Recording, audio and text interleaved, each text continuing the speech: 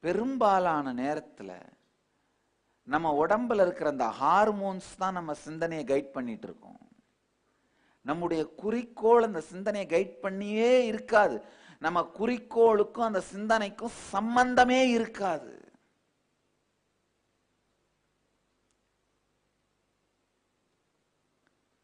நம்முடைய குறிக்கோளுக்கும் அந்த சிந்தனைக்கும் சம்பந்தமே இருக்காது.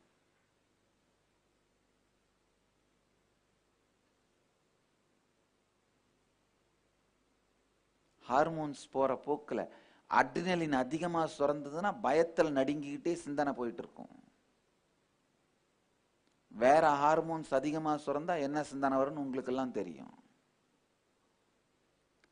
ஹார்மோன்ஸோட போக்குல அலையற சிந்தனையாகவே நம் வாழ்க்கை அமைந்து விட்டது.